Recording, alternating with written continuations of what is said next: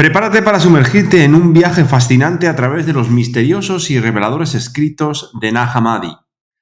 En varios de nuestros vídeos anteriores hemos explorado temas fascinantes como la profunda conexión entre la psicología junguiana y el gnosticismo, así como la relevancia de las enseñanzas gnósticas para la sociedad posmoderna. Hoy continuamos nuestra serie adentrándonos en los orígenes del cristianismo. ¿Sabías que lo que conocemos como cristianismo es solo la punta del iceberg? Desde el descubrimiento de estos antiguos textos sobre gnosticismo, los investigadores han quedado perplejos al descubrir que la tradición cristiana que conocemos es solo una pequeña fracción de las muchas enseñanzas que existieron en la antigüedad. Imagina un mundo donde las preguntas sobre el sufrimiento, el trabajo y la muerte no se responden con el pecado original, sino con una profunda búsqueda de conocimiento trascendental. Esto es lo que los cristianos gnósticos, cuyas ideas fueron consideradas abominables por los católicos de la época, expresaban en sus escritos.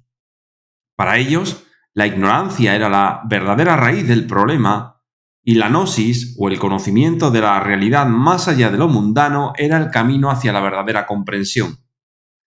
En este vídeo exploraremos estas intrigantes diferencias y sus implicaciones en la comprensión del cristianismo.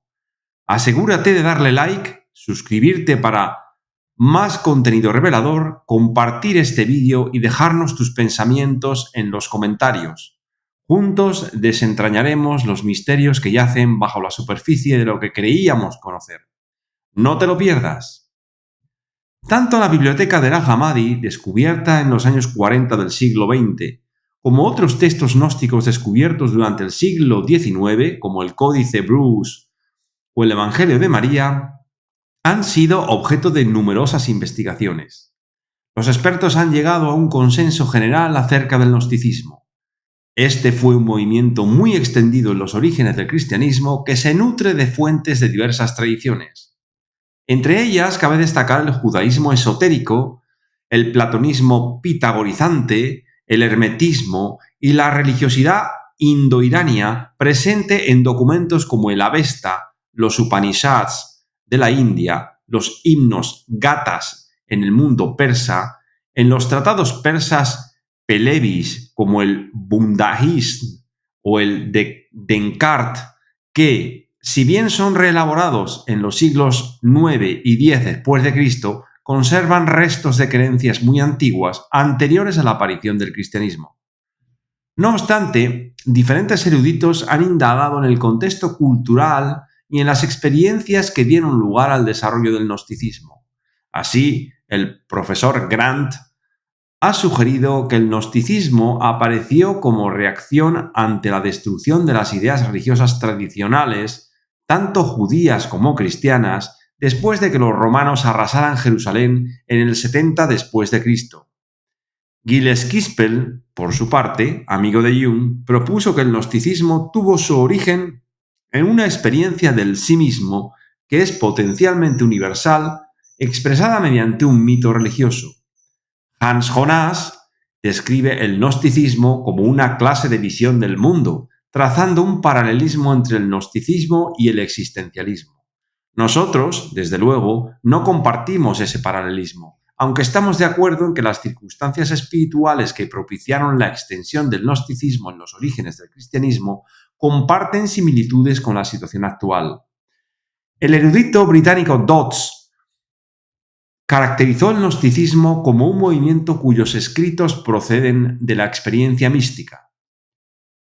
Gershom Scholem, el eminente profesor de misticismo judío de la Universidad Hebrea de Jerusalén, coincide con Dodds en que el gnosticismo entraña especulaciones y prácticas místicas. Scholem traza paralelismos con corrientes esotéricas en círculos rabínicos contemporáneos a las que denomina formas de gnosticismo judío. Carl Gustav Jung, en una carta a J. B. Lange, se refiere al gnosticismo del siguiente modo: estoy muy de acuerdo contigo en que tenemos que involucrarnos con los conocimientos contenidos en la gnosis y el neoplatonismo ya que estos son los sistemas que contienen los materiales adecuados para formar las bases de una teoría del espíritu inconsciente. Por mi parte, en 2002, en un artículo titulado Psicología y Astrología, me referí a que lo inconsciente es gnóstico por naturaleza. Esta afirmación estaba basada tanto en mis investigaciones alrededor de la psicología de Jung como en mi propia experiencia de descenso a lo inconsciente y de los contenidos que encontraba a lo largo de mi práctica psicoterapéutica en consulta privada. Desde el descubrimiento de los escritos de Nag Hammadi, los investigadores han llegado a la conclusión de que lo que hoy denominamos cristianismo y que identificamos con la tradición cristiana en realidad representa solo una pequeña selección de fuentes elegidas entre docenas de ellas. Ciertamente, lo que los cristianos gnósticos expresaban en sus escritos eran una abominación para los cristianos católicos. Preguntas como cuáles son las causas del sufrimiento, el trabajo y la muerte, que para los gnósticos no residían en el pecado original, sino en la ignorancia, o mejor, en la falta de gnosis o conocimiento de la realidad trascendente. Los gnósticos expresaban que hay un elemento femenino en la divinidad, de modo que Dios es padre y madre. Para los gnósticos, la resurrección de Cristo debe interpretarse simbólicamente y no en sentido literal. Además, para algunos gnósticos, como testimonia el Apocalipsis de Pedro, los cristianos católicos no poseían la gnosis, por lo que no entienden el misterio. Y sin embargo, se jactan de que el misterio de la verdad les pertenece exclusivamente.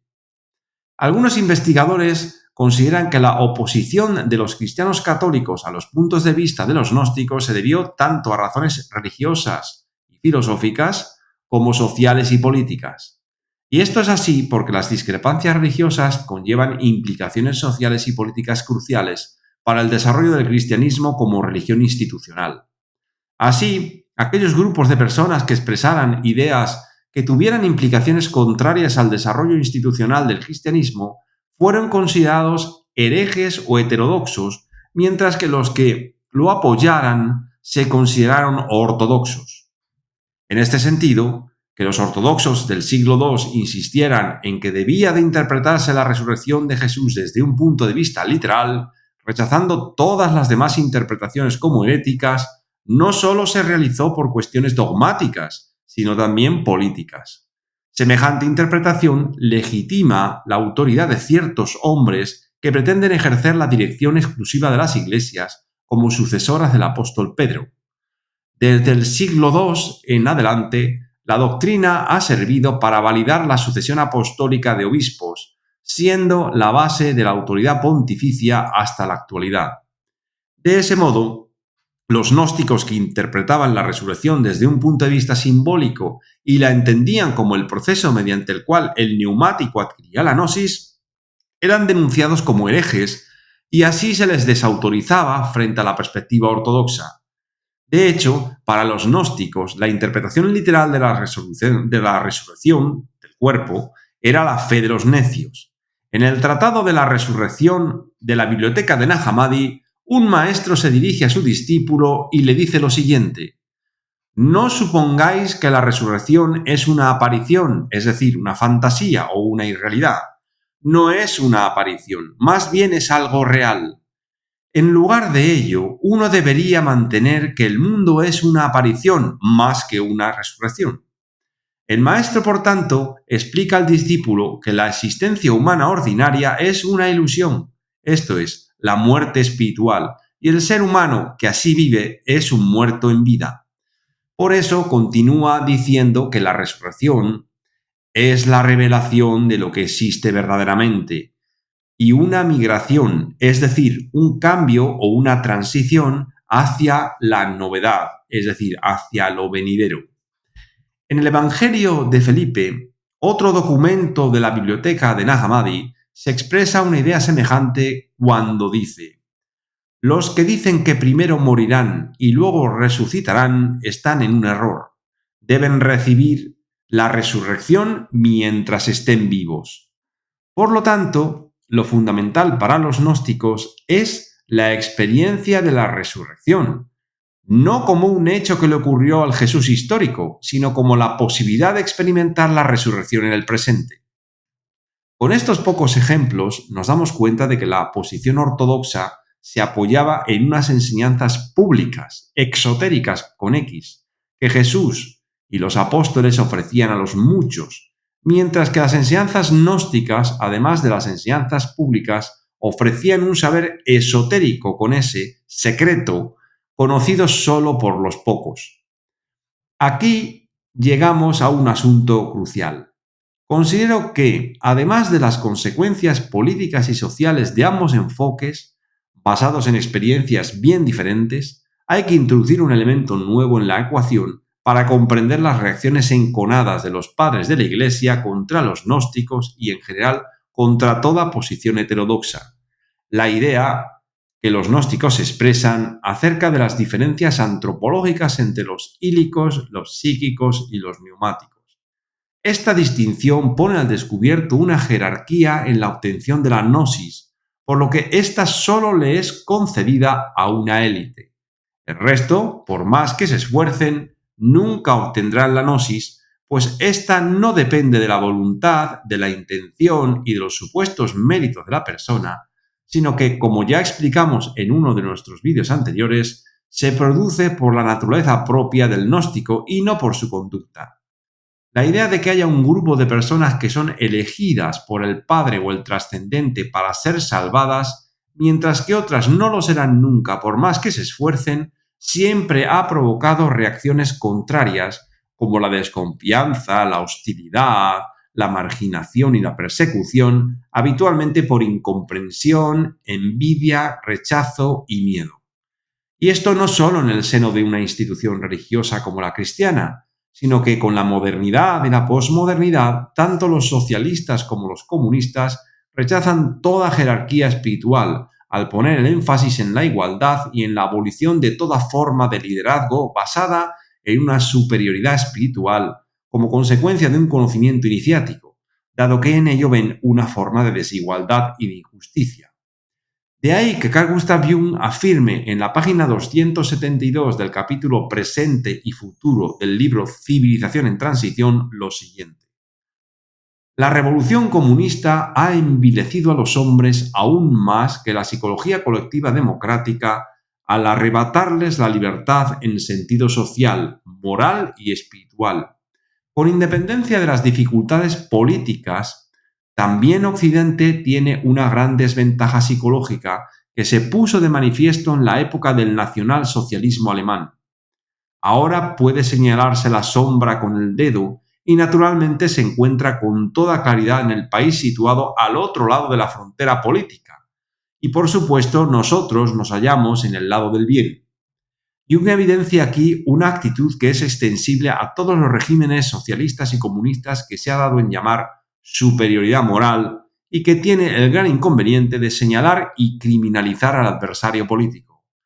El peligro reside, como apunta Jung, en que esas actitudes ideológicas a través de las cuales se desembaraza el hombre del adversario espiritual y moral que habita en su propio pecho, acaban provocando pandemias psíquicas que se extienden a través de los medios de comunicación de masas y de las redes sociales afines al régimen político. Para el psicólogo, esta es la expresión de una división entre la consciencia racional del hombre y el otro hombre que habita en nosotros, al que Jung denomina sombra, división que amenaza con apoderarse de todo un pueblo. A pesar de que esta escisión psíquica del hombre contemporáneo ya ha demostrado a lo largo del siglo XX el peligro que supone, se sigue imaginando que uno es inofensivo, razonable y humano. Pero se sigue sin plantearse la crucial pregunta de cómo se comporta el hombre interior respecto de lo que hacemos exteriormente. Por eso Jung advierte de que debería ser digno de nuestra mayor atención, sobre todo hoy, cuando la suerte del futuro no depende ni de la amenaza de animales salvajes, ni de catástrofes naturales, ni de pandemias, sino única y exclusivamente de los cambios psíquicos en los hombres. No hace falta más que una perturbación casi imperceptible del equilibrio de unas cuantas cabezas dirigentes para sumergir al mundo en sangre, fuego y radiactividad. Ambos bandos poseen ya los medios auxiliares técnicos necesarios. En vista de lo que está ocurriendo en Europa, no solo con la expansión del programa ideológico de tinte materialista llamado Agenda 2030, sino sobre todo con el conflicto aún activo entre Rusia y Ucrania, estas últimas palabras de Jung cobran hoy actualidad. Así, ante la desorientación de la conciencia del hombre contemporáneo, no es de extrañar que la experiencia a la que aluden los textos descubiertos en las arenas de Nag Hammadi cobre hoy una actualidad insospechada. Como hemos dicho antes, Jung llegó a la misma conclusión. De hecho, afirmaba que la percepción de que la conciencia está perdida en nuestro mundo actual está relacionada con la evolución del espíritu humano a lo largo del tiempo. A medida que la humanidad avanzó en su dominio sobre la naturaleza, surgió un aumento en la confianza en los conocimientos científicos y tecnológicos, lo cual llevó a un desprecio por los aspectos naturales y aleatorios de la existencia, incluida la psique inconsciente, que es distinta de la conciencia. Mientras que la conciencia es subjetiva, lo inconsciente es objetivo y se manifiesta a través de sentimientos, fantasías, emociones, impulsos y sueños que no son controlados conscientemente, sino que emergen de manera espontánea. Hoy en día, la psicología se enfoca predominantemente en los contenidos de la conciencia que pueden ser medidos y evaluados según criterios estandarizados y colectivos. La experiencia individual y subjetiva de la mente, que es fundamentalmente real para cada persona, ha sido relegada a un segundo plano. Además, lo inconsciente, que se manifiesta de maneras no racionales, ha sido en gran medida ignorado. Esta negligencia no es simplemente una falta de atención o conocimiento, sino una resistencia activa a reconocer la existencia de otra fuente de influencia psíquica junto al yo consciente. Al yo le resulta amenazante cuestionar su primacía. Sin embargo, las personas con una inclinación religiosa suelen aceptar que no son las únicas autoras de sus decisiones y creen que, en última instancia, es una fuerza superior, como Dios, quien guía sus acciones. Pero en el contexto actual, ¿cuántas personas están verdaderamente dispuestas a ceder el control a una fuerza divina? ¿Y quién se siente cómodo explicando hasta qué punto una decisión es realmente guiada por esa fuerza superior? La comprensión moderna del hombre religioso revela que éste se encuentra influenciado por reacciones provenientes del inconsciente. Este fenómeno, comúnmente identificado como conciencia, está arraigado en el mismo sustrato psíquico que puede generar reacciones no necesariamente morales. Por ello, el creyente evalúa su conciencia mediante criterios éticos tradicionales, apoyándose en la estructura y enseñanzas de su Iglesia. Mientras el individuo se mantenga firme en su fe tradicional y las circunstancias no demanden una mayor autonomía individual, la situación puede resultar estable. No obstante, en la actualidad, el surgimiento de individuos orientados por factores externos y que han perdido su convicción religiosa ha transformado significativamente el panorama. Los creyentes se ven obligados a defender y justificar sus creencias, ya que la influencia sugestiva del consenso colectivo ha disminuido debido a la debilidad institucional de la Iglesia y la cuestionabilidad de sus dogmas. La Iglesia responde recomendando un aumento de la fe, como si este don espiritual dependiera exclusivamente de la voluntad humana. Sin embargo, las investigaciones modernas sobre el gnosticismo y las tradiciones místicas en general sugieren que la fe verdadera no se origina en la mera conciencia, sino en experiencias religiosas espontáneas que conectan directamente el sentimiento de fe con una realidad trascendente. En el caso del cristianismo católico, enfrenta desafíos contemporáneos debido a la creciente secularización y la diversidad de creencias en la sociedad. Por su parte, el Islam, aunque también se enfrenta a cuestiones de modernidad y extremismo, mantiene una presencia vigorosa y creciente en muchas regiones del mundo, lo que refleja diferentes dinámicas en la relación entre fe individual y comunidad. Así, la experiencia religiosa en el mundo contemporáneo se encuentra en un punto de inflexión. donde tanto el cristianismo católico como el islam y otras religiones deben adaptarse a las realidades cambiantes, manteniendo el equilibrio entre la tradición y las demandas de la autonomía individual y el pensamiento crítico.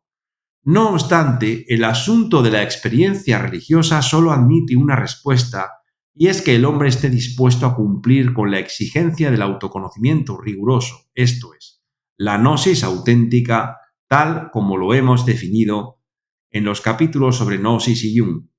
Aquel hombre que tenga acceso a la experiencia espiritual de relación inmediata con la chispa divina que habita en la profundidad de su psique, dispondrá de una certeza inconmovible que, como hombre individual, le protegerá frente a la disolución en el hombre masa. Y de esa experiencia nos dan testimonio los textos gnósticos de la biblioteca de Nag Hammadi, cuyo contenido adquiere un interés y una actualidad incluso mayores que en la época en la que Jung lo manifestó, en la primera mitad del siglo XX. Y hasta aquí hemos llegado en este fascinante viaje hacia los orígenes del cristianismo, en el que hemos evidenciado cómo hoy nos encontramos en un cambio de consciencia a nivel planetario, esto es, en un cambio de era. También hemos visto cómo esta situación espiritual actualiza el interés por los orígenes del cristianismo y, especialmente, por las experiencias espirituales que los gnósticos describen en los manuscritos descubiertos, no por casualidad, entre los siglos XIX y XX. Gracias por acompañarnos en este viaje a través de la influencia del inconsciente en la religión, el impacto del gnosticismo y la situación actual del cristianismo católico y, en general, de las religiones en el mundo contemporáneo. Esperamos que este vídeo les haya brindado nuevas perspectivas y conocimientos. Si les ha gustado el contenido, no olviden darle like, suscríbanse a nuestro canal para no perderse futuros vídeos y compartan este vídeo con amigos y familiares a quienes les pueda interesar. También nos encantaría conocer su opinión y abrir un espacio de diálogo, así que no duden en dejar sus comentarios abajo. Gracias por su apoyo y nos vemos en el próximo vídeo.